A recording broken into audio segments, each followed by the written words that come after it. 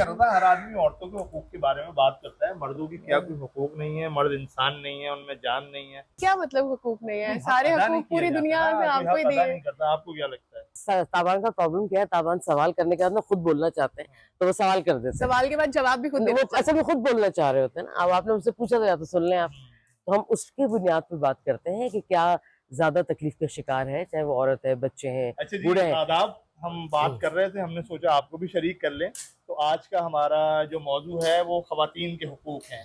पाकिस्तान में खवातीन के क्या हालात हैं, उनकी सियासी सतह पे किस जगह वो स्टैंड करती हैं, उनकी माशी सतह क्या है, उनकी उनकी इंसानी सतह क्या सोसाइटी में है, आई थिंक रिप्रेजेंटेशन क्या है। लेट्स representation हाँ क्या है। हाँ, पूरी तो हमारी तुम पाकिस्तान की किसी सोसाइटी रिपोर्ट के में बारे में बता रही थी, पहले वो बता भाई इकोनॉमिक फोरम की एक वर्ल्ड इकोनॉमिक फोरम की हालिया एक रिपोर्ट आई जिसमें वो ये कहते हैं कि भाई पाकिस्तान, मतलब उन्होंने एक लिस्ट बनाई, उसमें 148 मुल्क हैं और पाकिस्तान 148 मुल्कों की लिस्ट में पाकिस्तान 148 पे रैंक करता है। अच्छा, मतलब आखिरी है वो। हम आखिरी हैं, मतलब हम उल्टी लिस्ट से टॉप पर आ गए। अब मसला ये है कि जब इसको आप ब्रेक डाउन करते हैं तो हमारी रिप्रेजेंटेशन में, चाहे वो पॉलिटिक्स हो चाहे वो एजुकेशन हो, मतलब अच्छा ये जो रिपोर्ट है बेसिकली ये जेंडर गैप की रिपोर्ट है कि मर्द के मुकाबले में खवातीन का इंक्लूजन सोसाइटी में क्या है। अब वो गैप ये बताता है कि भाई हम 148वें नंबर पर हैं, यानी हम दुनिया में आखिर में हैं औरतों को एजुकेशन में इंक्लूड करने में, हम दुनिया में आखिर में आते हैं औरतों को पॉलिटिकली इंक्लूड करने में, हम दुनिया में आखिर में आते हैं खवातीन का जो सैलरीज का जो डिफरेंस होता है मर्दों के मुकाबले में उसको पुर करने में। अच्छा, हम वर्स ये है कि हम खित्ते में भी बहुत बुरे हैं। लाइक जब हम अपना मिसाल लें कि हम अपना श्रीलंका से मुकाबला करें या बांग्लादेश से मुकाबला करें, हम अपना इंडिया से मुकाबला करें तो भी हमारा बहुत बुरा हाल है। लाइक हम मतलब जैसे मिसाल ने मुझे याद पड़ रहा है कि शायद बांग्लादेश में 22% गैप आता है when it comes to salary gap का ना, मर्दों के लिहाज से, और लेकिन हमारा आता है 35% पे। हमने थोड़ा सा काम करके इसको 33 किया है। आई डाउट कि ये 33 तक आया है, लेकिन उसकी वजह मैं आपको मैं क्लियर करती हूँ। बांग्लादेश इंडिया किस नंबर पे है? बांग्लादेश में आई थिंक बांग्लादेश में ये 22 नंबर पर है, श्रीलंका में ये 8 नंबर पे ओवरऑल है। की बात कर रहे हैं। हाँ हाँ, मतलब औरतों की जो सूरत है उसमें हम 148 आखिरी पे हैं। हाँ, तो बांग्लादेश और इंडिया बांग्लादेश और इंडिया हमसे बहुत ऊपर हैं। मतलब हमारे नंबर्स ओवर अबाउट 20s या 40s ऊपर जाते हैं डिफरेंट कंट्रीज में। मतलब बांग्लादेश को निकाल लें, श्रीलंका को निकाल लें और उसको निकाल लें, इंडिया को निकाल लें। अच्छा, एक चीज मेरे जहन में ये आ रही थी, मैं when I was talking at that point of time, कि हमारा जो सूबाई सिस्टम है, यानी होना ये चाहिए टेक्निकली कि भाई सिंध की एक रिपोर्ट निकलनी चाहिए कि हमारे यहाँ एजुकेशन में खातीन कहाँ रेट करती हैं, हमारे एंड सो ऑन पॉलिटिक्स में कहाँ रेट करती हैं। हमारी सूबे की सतह पर कोई मुस्तनद रिपोर्ट भी नहीं निकलती है। तो एक्चुअली जब काउंट ही नहीं है तो कोई मुझे बोलेगा जी हम तो 35 से 33 पर आ गए ना। वो सैलरी गैप की भी मैं सिर्फ बात कर रही हूँ, जिसमें ज्यादातर तबके की, हम एलीट क्लास की बात नहीं कर रहे, हम अपर मिडिल क्लास की बात नहीं कर रहे, हम उनकी भी बात नहीं कर रहे जिस तरह की नौकरी मैं करती हूँ, हम उनकी बात कर रहे हैं जो औरतें फैक्ट्रियों में काम करती हैं या और छोटी नौकरियां होती है, छोटे पैसे मिलने वाली नौकरियां मेरे मुराद ये है। उसमें भी अब मसला ये है कि भाई आपने उन खवातीन का कोई काउंट थोड़ी रखा हुआ है कि मतलब कितनी खातीन आई इस दफा, कितनी खातीन ने हर साल भाई भी आप शामिल कर लें तो हम शायद 148 से भी और नीचे चले जाएंगे। 148 का काउंट ही खत्म हो जाएगा ना, because they are counting 148 countries. तो आप लास्ट में रैंक करके, मुझे लगता है ये हमारी खुशकिस्मती है कि आप उस काउंट में काउंट किए जा रहे हैं। टेक्निकली मेरे नहीं ख्याल हम उसमें काउंट किए जाने चाहिए। ये बुरा हाल है। अफगानिस्तान है उस लिस्ट में? अफगानिस्तान है उस लिस्ट में नहीं है, अफगानिस्तान उसमें नहीं है, वरना नहीं होता। बिकॉज अफगानिस्तान को तो वही वाला मसला है ना कि उनकी एक्सेप्टेंस का मसला है when it comes to on the government level. तो मेरे ख्याल में एक वर्ल्ड इकोनॉमिक फोरम का एक ये भी बुनियाद होती है कि वो सारी कंट्रीज को, उन कंट्रीज को जिनको एक नंबर ऑफ कंट्रीज ने एक्सेप्ट किया होती है उनके एग्जिस्टेंस, अच्छा, तो उसके बिहाफ पर। लेकिन अफगानिस्तान वैसे स्टेट तक एक्सेप्टेड है। हाँ, दिस गवर्नमेंट की बात है ना, नंबर ऑफ कंट्रीज, मैं यही आपसे कह रही हूँ। अफगानिस्तान की मौजूदा जो गवर्नमेंट को तस्लीम करना और बात है, स्टेट को तस्लीम करना और बात है, ये दो अलग चीजें हैं। उसमें ये भी है कि अच्छा, वो एक अफगानिस्तान के मामले पर एक और अभी मेरे बात आ रही थी जहन में। द थिंग इज कि अफगानिस्तान में कितनी आजादी है कि आप वहां पर एक काउंट ले सके ना, ये भी एक मसला है। जैसे हम पाकिस्तान के बारे में बात करते हैं बार बार कि भाई पाकिस्तान में तो ये मामला है ना कि भाई सूबाई सतह पर रिपोर्ट नहीं होती, तो वहां पर तो फेडरल सतह पर भी चीजें रिपोर्ट नहीं हो रही। अच्छा देखिए, रिपोर्ट के हवाले से मैं आपको थोड़ा सा बताऊं, गवर्नमेंट का इंटरेस्ट है या नहीं उससे कतई नज़र, मुख्तलिफ जो इंटरनेशनल बॉडीज़ हैं जो पाकिस्तान ने साइन की हुई हैं, उनका मेंबर है, उस हवाले से उनको ये चीज़ काउंट देने होते हैं। पहली बात तो ये, वो सच्चे झूठे उस पे हम बाद में बात करेंगे। इसके अलावा जो कुछ निजी इदारे हैं लेकिन वो स्टैच्यूटरी बॉडी हैं और वो बहुत उनका एक लेवल है जो तस्लीम किए जाते हैं। तो जो आप कैटेगरी बता रहे हैं कि वोट के हवाले से, डेमोक्रेसी के हवाले से, पॉलिटिकल हवाले से, ये सारे से human rights commission of Pakistan है वो इसको हर साल अपनी एक रिपोर्ट शाया करता है और उसमें जब औरतों पे तशद्दुद की बात आती है तो पूरी कैटेगरी देता है कि घरेलू तशद्दुद की हुआ तो कितने रिपोर्ट हुए आपके पास केसेस और फिर उसको ब्रेक डाउन करता है सूबों की सतह पे और उस तशद्दुद की या सिर्फ तशद्दुद है These उसके are the नतीजे cases में which have been मौत हो गई, reported, right? एसिड थ्रोइंग के केसेस हैं और उसके बाद सारी जो कैटेगरीज है मेन उसके अंदर वो आ रही होती है और ये नॉट ओनली कि हम उस पर बात करते हैं बल्कि अब तो जो जेंडर के हवाले से जो आप बात कर रही थी तो ट्रांसजेंडर के हवाले से भी रिपोर्ट सारी उसमें सालाना के बुनियाद पे आती है सूबों की सतह पे, ओवरऑल पाकिस्तान की सतह पे। तो जो तावन बात कर रहे थे ना कि मर्दों के हुकूक नहीं है तो बिल्कुल होते अच्छा, हैं। मैं एक मिनट के लिए आपको जी। रोकूंगा। आप as a human right activist और एचआरसीपी के साथ आपने अब तक कौन सी ऐसी चीज देखी है बहुत आपको तकलीफ दे और अजियतनाक लगी हो औरतों के मामले में, कोई वाकया जो आप हमें कभी कभार सुना के लर्जा देते हैं? हाँ, इसलिए कि एक तो अरसा हो गया तो ज़ाहिर है बहुत सी चीज़ें सामने आई और फिर मेरे ख्याल है औरत होने की हैसियत से मेरी महसूसात बिल्कुल अलग हो जाती हैं बनिस्बत मर्द के कि मैं उस वाक़े को कैसे ले रही हूँ। तो उसमें मैंने तो ये देखा है चाहे उसमें मैं अपने आप को भी इसलिए शामिल करूँगी कि मैं सोसाइटी का हिस्सा हूँ। कोई भी सतह है उसमें एक्सेप्टेंस औरत की बहैसियत बराबर के इंसान है ही नहीं। दो चीज़ें हैं, एक आपकी इंसानी हैसियत, एक आपकी शहरी हैसियत। दोनों सतह पे अभी तक हमारा समाज चाहे उसमें हुकूमत हो, उसमें लोग हों, उसमें पॉलिटिकल बैकग्राउंड के लोग हों, सारे के सारे लोग औरत को बराबर का इंसान या शहरी तस्लीम अभी तक उन्होंने किया ही नहीं है और ये उसी के नताइज निकलते हैं कि जब आप देखें मतलब वो क्या हो रहा इंसान है। तस्लीम करते हैं एक कमोडिटी है मैंने आपसे जिसका भी अदला रास्ता बदला हो सकता है, एक नहीं, खरीदा अभी मैंने आपसे कहा फरोख्त उसकी बराबर की इंसानी हैसियत हम इंडिविजुअल उसको तस्लीम नहीं किया हम उन्होंने। इंडिविजुअल की हैसियत पर ये बात कर रहे हैं कि मतलब हमारे यहाँ जो सिस्टम है उसमें हमने औरत को एज एन इंडिविजुअल नहीं तस्लीम किया है या मैं ओवरऑल सोसाइटी में हमारी जो सोसाइटी हमारे सोच है माशरे ने, हाँ पूरा उसमें सारे तबकात को आप शामिल कर लीजिए उसमें औरत की इंसानी हैसियत जो बराबर की है उस सतह पे भी और जो शहरी हैसियत है बराबर की अभी तक वो दिमाग में गई नहीं है जिसके कुछ अच्छा, नताइज मेरे जहन निकले। में कभी ये सवाल आता है कि अब वक्त बदला है, मतलब जब मैंने नौकरी शुरू की थी तो मेरा नहीं ख्याल कि हमारे घर, मैंने बहुत जल्दी नौकरी शुरू कर दी थी। आई थिंक आई वाज 15, मेरा जो मैट्रिक का गैप था उसके बाद 6 महीने में टीचिंग कर लो, ये कर लो। तो उस टाइम पे ये आम नहीं था, उस टाइम पे भी बैक देन भी कि ख़वातीन जो है वो काम कर लिया करें। I think I am talking about 2008-9 और सो।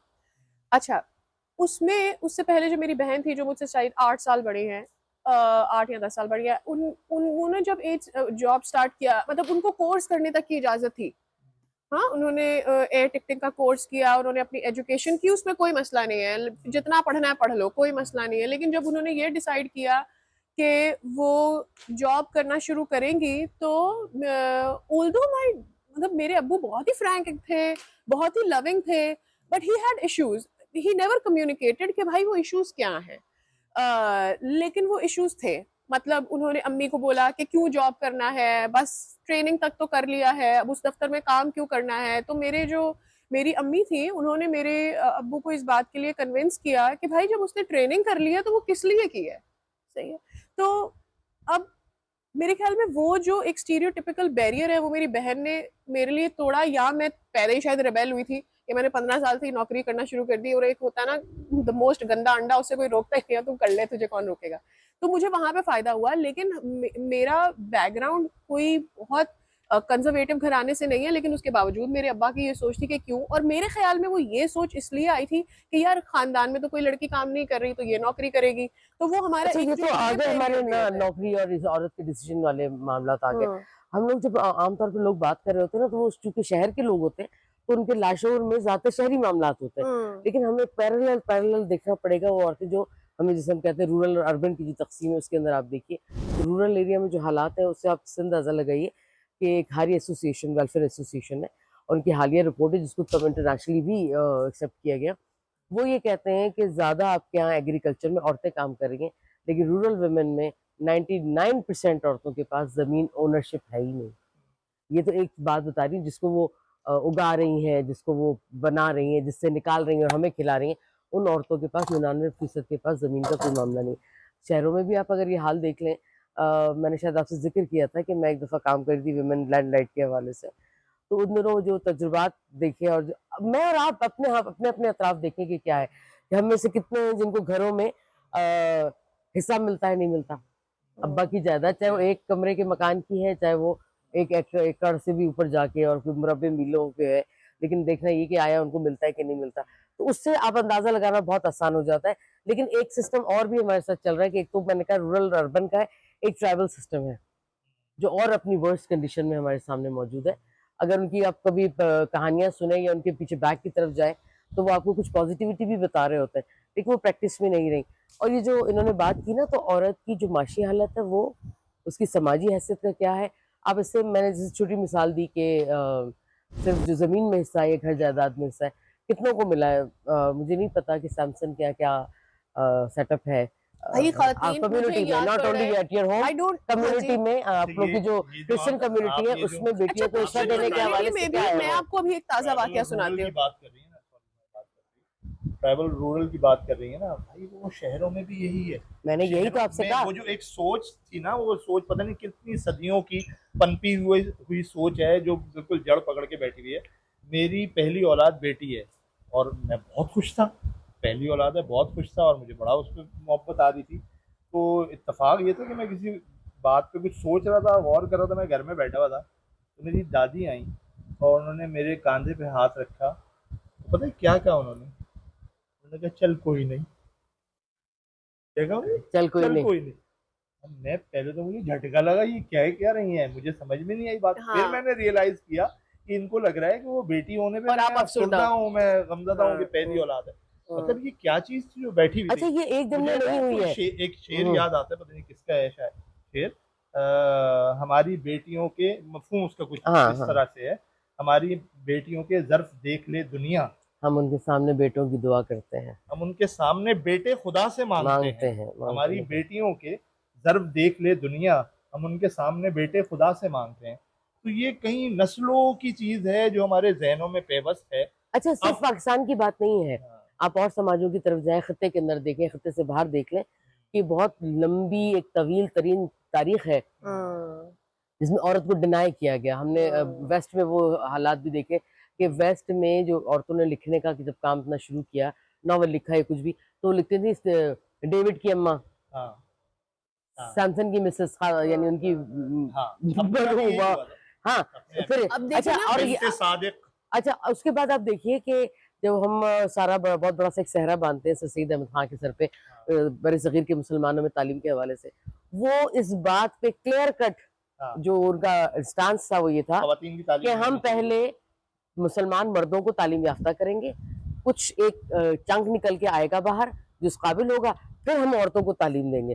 तो अब मैं जो बार बार ये जुमला सुनने को भी आपको मिलेगा जो मैं कहूंगी कि उनकी बराबर की इंसानी हैसियत और बराबर की शहरी हैसियत जो है वो तस्लीम ही नहीं की है। जब आप तस्लीम करेंगे तो आप बराबर का सोचेंगे ना कि हाँ भाई ये भी तो इंसान है, ये भी तो इंसान है। और एक मजे की बात जो है, आप तारीखी और समाजी लिहाज से हमने बराबर नहीं बिल्कुल आप जिस किसी भी कम्युनिटी के खानदान में लोगों से मिले और उनसे कभी औरतों के साथ कोई वाकया हुआ है, आप क्या क्या मामला हो, क्या हम तो औरतों की बहुत, अपनी औरतों की बहुत इज्जत करते हैं, हाँ, ठीक है। हम दूसरा, आप एक रवैया देखें, कई लोग बात कर रहे होंगे, कहेंगे नहीं नहीं अम्मा जी आप बुरा ना माने, आप हमारी माँ बहन है। हाँ। अच्छा, फिर कहेगी जी मेरी मुंह बोली बहन है, मैं तो आपकी बहुत इज्जत करता हूँ। ये क्या है? आप पहले उस औरत को एक रिश्ते में लेकर आते हैं उसकी इज्जत करने के लिए उसकी इज्जत करने। अच्छा, जो आपकी माँ बहन नहीं है उसकी आप इज्जत नहीं उसकी कर इज्जत सकते। नहीं है, ये बिल्कुल क्लियर कट है, वो कह रहे हैं कि नहीं है। अच्छा, अभी मैं आपने इसलिए, आप जुमला सुनिएगा और अभी आज आज ही आप निकले और आप पूरा दिन में इसको कोशिश करें फाइंड आउट करने की। वो कहेंगे इसलिए मैं आपकी इज्जत करता हूँ, मैं तो आपको बहन समझता हूँ। अच्छा, अब ये रिश्ते में ला के आप उसको वो तौकीर और ताजीम दे रहे जबकि वो भी नहीं दे रहे होते, तो ये क्या है? एक बात जब हम कह रहे हैं कि भाई झूठी, अच्छा जब हम डेटा फिगर की बात की थी तो मैं उस वक्त चाह रही थी कि मैं इनसे एक बात कहूँ। देखिए ताबन, एक वक्त था कि हमें लगता था कि जो शहरी जिंदगी के बाहर की दुनिया है, पाकिस्तान में छोटे शहर लगा ले, मैं उसको देही नहीं कहूंगी, ये सब वहाँ हो रहा था। जैसे गैरत के नाम पे कत्ल की बात है जो कि असल में बेगैरती के नाम पे होने वाला कत्ल है। क्योंकि अगर आप कहते हैं जिन लोगों से जब आप बात करें तो वो अजीब अजीब स्टेटमेंट्स देने, जो मैं बात करी थी मैं पहले उसको मुकम्मल करूँ। तो अब आप फिर देखें कि फिर शहरी जिंदगी में क्या हुआ। इस्लामाबाद में केस हुआ, कराची में केसेस, जबकि 2024 में 5 से 7 केसेस हैं जो कराची की हदूद में हुए हैं। फिर हम उसको देखना पड़ता है ये लोग कब से कराची में रह रहे हैं, ये चीजें मैटर करती है ना कि आप जहाँ से आए। तो आप मैंने कोई 11 सालों के दरमियान का एक वक्फा है बीच का, जिसका मैंने एक रिसर्च किया है छोटा सा, और ये पिक्चर बनाने की कोशिश की है कि पाकिस्तान की बुनियाद सतह पे ये जो कारोकारी है या जो ऑनर किलिंग है, इसका क्या हालात हैं। वो 11 साल तज्जिया है मेरा उसके दौरान। और चूंकि मुझे इतना अरसा हो गया, मैं हर जगह की औरतों से मिलती हूँ, बात करती हूँ, इतनी भयानक सूरत हाल है, इतनी भयानक सूरत हाल है। और शहर कराची की भी मैं बात कर रही हूँ, तो आप जब कराची पे कोई बात कर रहे हो तो इसका मतलब वो लोग नहीं है जो कराची के बाशिंदे हैं, वो भी है जो बाहर से है। वरना अपना जो सिंध का कल्चर है, लोग अक्सर समझते हैं कि कारोकारी सिंध की रस्म, ऐसा नहीं है, ये बलोच लेकर आए बाहर से। आप लोग लाए? बिल्कुल, वो बहुत सी बुराइयां हैं जो हमारी वजह से आई हैं, उनमें एक ये भी है। बलोच ये दावा करते हैं कि जी चूंकि वो ड्रॉ करते हैं उसको अरबों से या इधर से, तो पूरी पीछे लाइन है कि कहाँ का ऑनर किलिंग है।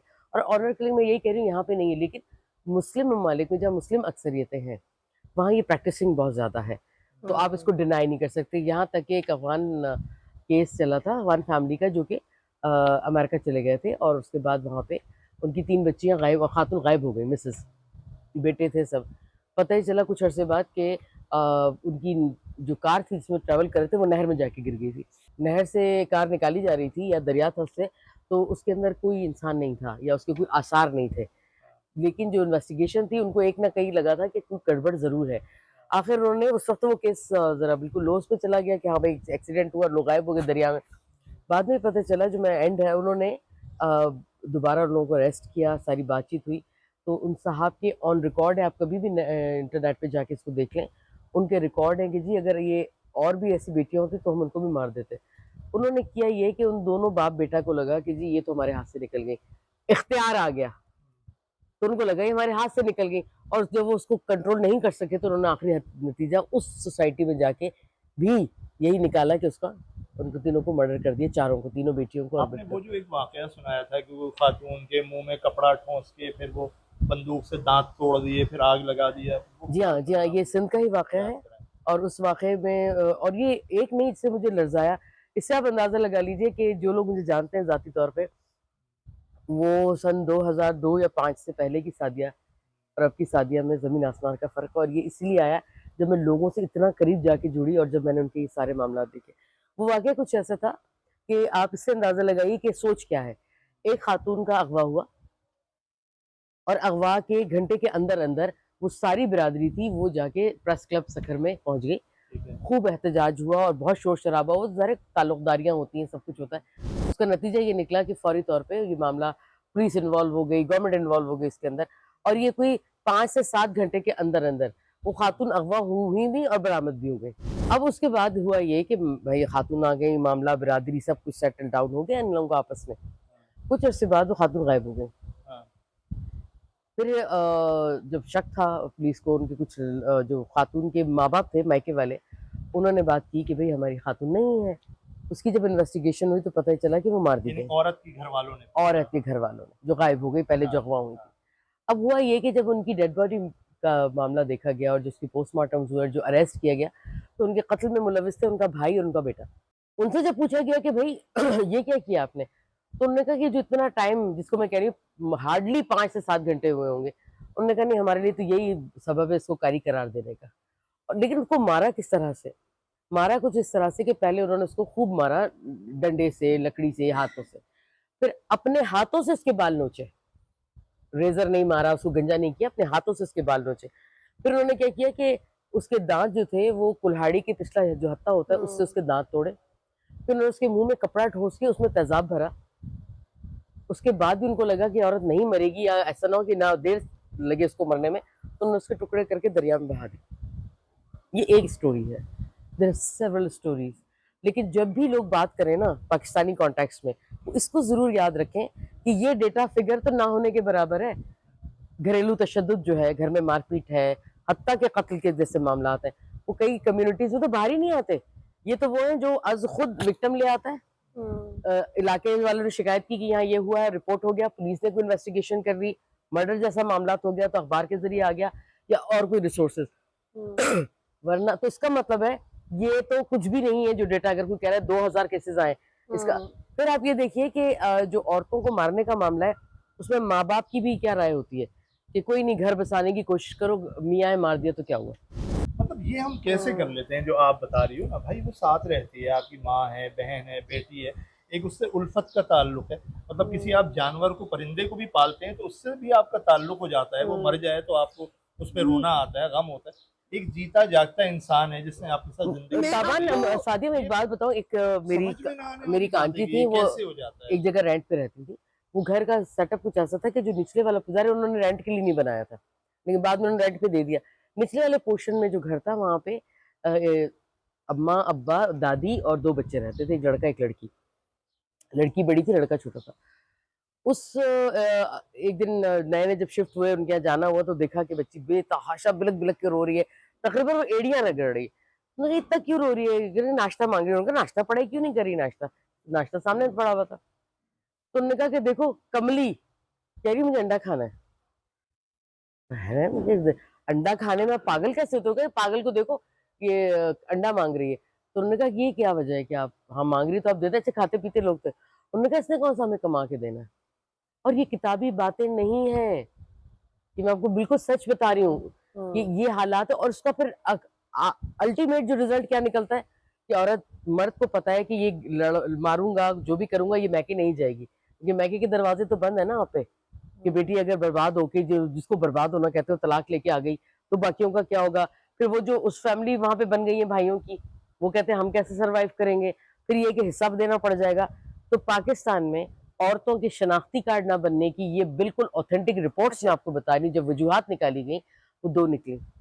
नंबर या 2 नहीं 3 बातें जो बहुत ज्यादा सुनने को मिलती। नंबर 1, सबको जो सबसे टॉप पे आई हुई है कि अगर शनाख्ती कार्ड बना लिया तो ये मर्जी से शादी कर लेगी, अगर शनाख्ती कार्ड मांग बना लिया तो ये जायदाद से हिस्सा मांग लेगी। जायदाद में हिस्सा, आई थिंक वन इज आपको Yes. पता है, आप शनाख्ती कार्ड की बात कर रही हैं, पुराने उलमा शायद मौलाना यूसुफ थानी साहब ने एक दौर ने कहीं लिखा है कि औरत को लिखना ना सिखाओ। जी हाँ, अगर इसको लिखना सिखा दिया तो अपने महबूब को खत खत लिखेगी लिखेगी। और घर से चली अच्छा जाएगी। इसलिए उसको लिखने की फिर जरूरत ऑर्थोडॉक्स नहीं। का हाल ये है लेट जी। मी ऐड ओवर हियर, अभी रिसेंटली, बिकॉज हमें ये चीजें बतानी भी चाहिए, यू नो। सो रिसेंटली अभी गवर्नमेंट ने क्या किया है, नादरा में अब उन्होंने जो FRC है उसका तरीकाकार फ़र्क किया, उसको मज़ीद आसान किया है। पहले ये होता था कि भाई जो भी रिस्पॉन्सिबल है या हेड ऑफ़ द फैमिली है उसका होना और वो ज़रूरी शामिल करें।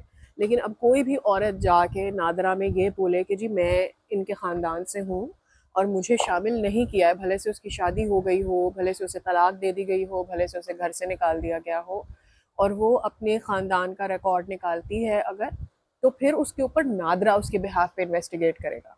नादरा उसके बिहाफ पे इन्वेस्टिगेट, पहले क्या था कि भाई सारी चीजें औरत, मतलब जो भी बंदा क्लेम खुद कर रहा करना है है। वो ला कर दे, अब नादरा करेगा। उन्होंने ये अभी रिसेंटली मतलब हुई पहले है ये था डेवलप। कि घर का मर्द आएगा तो बनेगा शनाख्ती। पहले ये था कि जो भी रिस्पॉन्सिबल है, और अगर रिस्पॉन्सिबल नहीं है तो फिर जिसके पास सारी डॉक्यूमेंटेशन है, ठीक है। अब जिस औरत को आपने वैसे ही कह दिया कि भाई तुम जायदाद का हिस्सा नहीं ले सकती, तो उसके पास क्या ही डॉक्यूमेंट होगा। और पता है और फिर जायदाद का उसकी, हिस्सा ना लेने पे क्या कहा जाता अच्छा है? इसको मैं पूरा कर जी लूं जी सो दैट जी। पीपल नो। तो अब ये हो गया है कि नादरा आपके बिहाफ पे इन्वेस्टिगेट करेगी और आप डॉक्यूमेंटेशन में शामिल हो सकते हैं। दूसरा, अब एक खाना ये रख दिया गया है कि अगर कोई औरत अपने हस्बैंड का नाम नहीं अपने साथ लगाना चाहती फॉर एनी रीजंस, तो उसके बाप का नाम अलग लिखा जाएगा, उसका नाम अलग लिखा जाएगा और उसके हस्बैंड का नाम अलग लिखा जाएगा। तो ये भी एक एडिशन कर दी गई। जैसे फॉर एग्जाम्पल मेरा शनाख्ती कार्ड है, मेरा शनाख्ती कार्ड सिर्फ मेरे फर्स्ट नेम से है, सही है, मतलब वो पुराना बना हुआ है ओल्ड दो, लेकिन हमारे यहाँ ये जो दिमागी तौर पर समझा जाता है ना कि बाप का नाम साथ लगा होना जरूरी ही है, या उसकी वजह से कॉम्प्लिकेशंस बाद में हो जाती है। जब सेपरेशन होती है then you go for another card, जब जब आप शादी करते हैं then you go for another card. तो अब ये है कि उसको अब सिर्फ अपना मैरिटल स्टेटस चेंज करना है कि भाई वो शादीशुदा है और वो एक खानदान का हिस्सा है, उसके बच्चे हैं, वो एक अलग बात है। लेकिन एक अलग से खाना बना दिया गया है कि भाई ये इसकी बीवी है, फलां की बीवी है, उसका नाम अलग है और उसके बाप का नाम अलग है। तो ये 2 चीजें अभी रिसेंटली की हैं। क्रिश्चियन कम्युनिटी में खवातीन के क्या हालात हैं, मतलब समाजी लिहाज से और जायदाद के सोच के हवाले से। लिहाज से? हाँ, हाँ, सोच के एक्चुअली मैं सोच के लिहाज से, जब when I started with my father ये वो, तो मैंने बोला कि मैंने आप लोगों को बताया ना कि मेरे डैड मेरे वो बड़े सॉफ्ट से थे, मतलब हम मुझे याद नहीं मैंने अपने अब्बा से डांट कब खाई है या ऐसा कुछ बहुत ज्यादा। अब कितनी लकी है। लेकिन मेरी बहनों ने भी नहीं खाई। अच्छा वो भी लकी सबके है। लिए दाल बनी हुई होती थी, वो नहीं खाती थी। मेरी 2 बहनें तो उनके लिए चिकन टिक्का मंगवाते थे। क्या हाँ, बात। मतलब उस लिहाज से सही था। नहीं मैं तो डांट के हवाले से कह रही हूँ कि आप बहुत लकी हैं, और ये कह रहे हैं कि इनकी बहनों को भी नहीं मुझे पड़ी। मेरे अब्बा ने एक ही दफा मारा था, फिर सॉरी भी बोला था। अब क्योंकि मैंने उसके बाद इतना ज्यादा उनको इमोशनली ब्लैकमेल किया था। खैर, अच्छा, अब हुआ ये कि जब मैं ये समझाना चाह रही हूँ आप लोगों को कि मेरे अब्बा के ऊपर, मैंने बाद में बड़े होकर ये रियलाइज किया कि मेरे अब्बा के ऊपर ये प्रेशर था कि भाई मेरे खानदान वाले बोलेंगे कि बेटियों से कमा रहा है, मतलब बेटियां कमाती है इसके घर, वो था, पढ़ा दिया, लेकिन उनको ये नहीं था कि मेरी बेटी नौकरी, मतलब मेरी बहन, वो छोटे वाले फोन होते थे द बटन वन फोन, मेरी बहन ने सबसे पहले हमारे घर में फोन खरीदा था। जब उन्होंने वो फोन खरीदा था, मेरे अब्बा ने उनसे कई दिन तक बात नहीं की थी, और मैं हैरान थी कि जब वो बात करना शुरू हुए तो उनको कैसे समझ आया होगा कि यार अब मैं ये बैरियर कैसे तोड़ूं, अपनी बेटी से वो बैरियर किस तरह से तोड़ूं। तो और with the span of time वो रियलाइजेशन हुई कि यार जिस गैरत का आपने बरमला इजहार किया होगा जब आपकी बहनों की बेटियों ने नौकरियां शुरू की होंगी, मैं एक मिसाल ले रही हूँ, जब आपकी बहनों ने कोई काम करना चाहा होगा, अब जब आपकी अपनी बेटियां वो करना चाह रही हैं, आप जस्टिफाई कैसे करें? तो सिर्फ इसलिए भी कई बार बहुत सारे मसला मैं जो समझाना चाह रही हूँ वो ये कि हमें पता है, हमें समझ आ रहा है कि मैंने अपनी बेटी को पढ़ा लिया है, या मेरी बेटी घर से बाहर नौकरी करने जा रही है, या मेरे घर के हालात ऐसे हैं कि वो नौकरी करके कम से कम अपने लिए कमा सकती है, लेकिन मुझे ये डर है कि कोई दूसरा बात ना, जो कारोकारी वाला है, कि कोई ये ना कह दे, कोई उंगली ना उठा दे। अब कोई उंगली ना उठा दे के चक्कर में मैं ये भी बर्दाश्त कर लूंगा कि मेरी बेटी भूखी मर जाए, मैं ये भी बर्दाश्त कर लूंगा कि मेरी बेटी को अगर कोई मार रहा है, उससे मैंने किसी की शादी करी है तो वो मार खाए वहां पर, लेकिन मैंने गलत डिसीजन नहीं लिया उसकी शादी किसी गलत घर में करके, ठीक है? मेरी बेटी इंडिपेंडेंट हो जाए, पढ़े लिख जाए, इसके ऊपर कोई और, लेकिन वो सारी जिंदगी किसी भी ऐसी जगह पर नौकरी करती रहे, छोटी जगह पर नौकरी करती रहे जहां से उसे 10-20 हजार रुपए से ज्यादा नहीं मिलेगा, मैं ये बर्दाश्त कर लूंगा, लेकिन कोई ये ना बोले कि ये अंग्रेजों के साथ नौकरी करती है, ये मर्दों के साथ मिलके काम करती है, ये मीडिया में जॉब करती है, या कोई भी ऐसी बात नहीं। ये जुमला तो मैं अब मतलब मैं इसके अंदर कुछ तखसीस नहीं है तालीम याफ्ता की, अच्छे बैकग्राउंड्स की, पढ़े लिखे होने की, आम शाम है कि लड़कियों को ये ताना दिया जाता है कि भाई ये तो मर्दों में उठना बैठना करती है, ये मर्दों में उठना बैठना पसंद करती है, ये, और ये कितनी अजीब, लेकिन मैं कहती हूँ सही है भाई, औरतें औरतों में बैठ के क्या कर लेंगी, तो बेहतर है कि जो नेचुरल तरीका है उसी में रहें, और वही बेस्ट है। दिया जाता है ये औरतों में उठना बैठना। हाँ, अच्छा देखिए, हमारी जो एक मिनट, नहीं, ताबा ने बहुत अच्छी बात कर दी।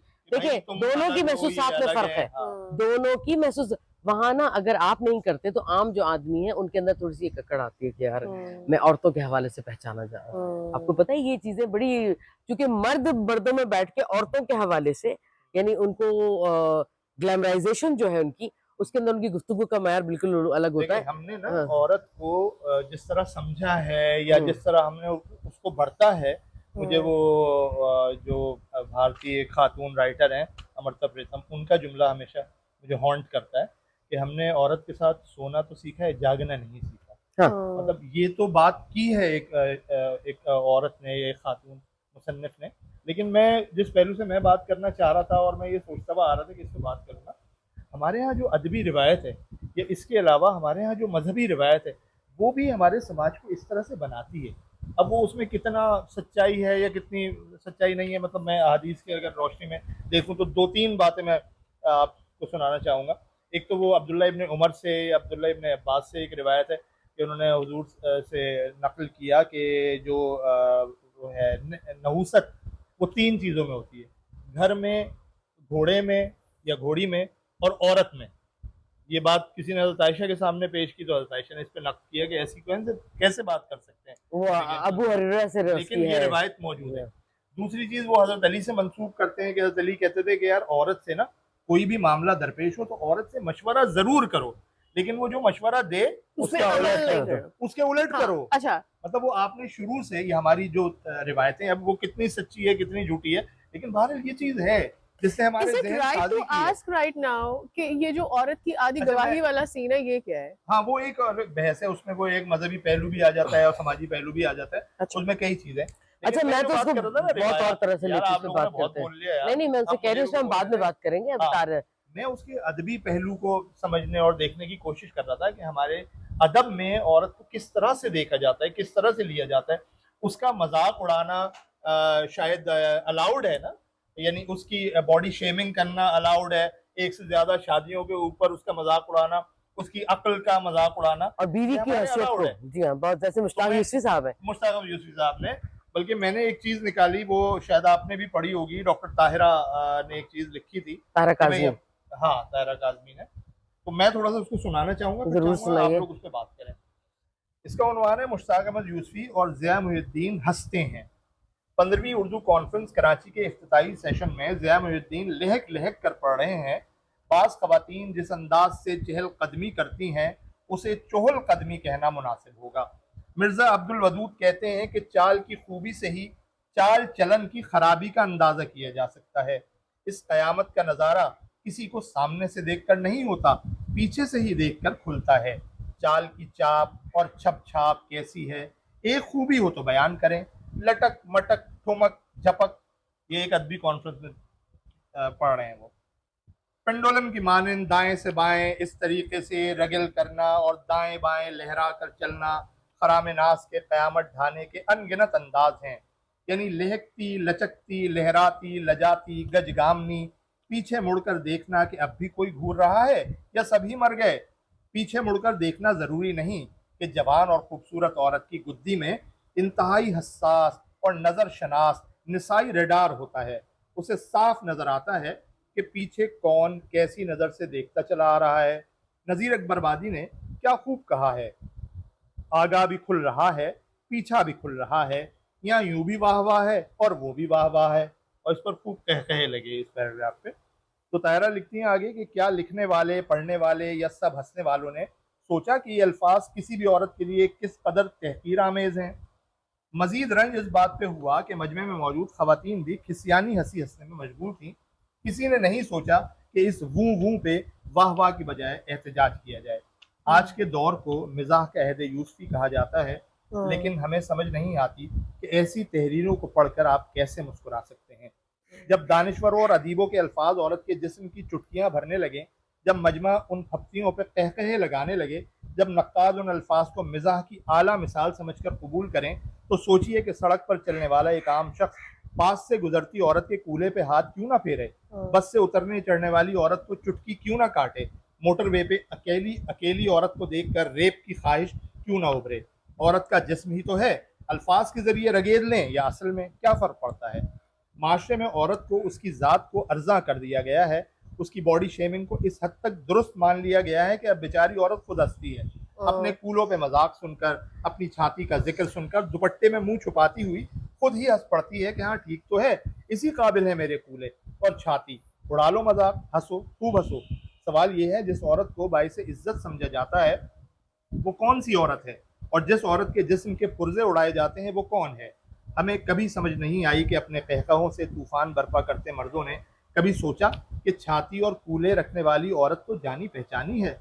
घर में मौजूद औरतों, लड़कियों, रिश्ते में कुछ भी कि कूले भी पेंडुलम की तरह दाएं बाएं घूमते हैं। क्या उन्हें देखकर भी हंसी आई आपको, या कभी कहने का ख्याल आया कि चाल की खूबी से है।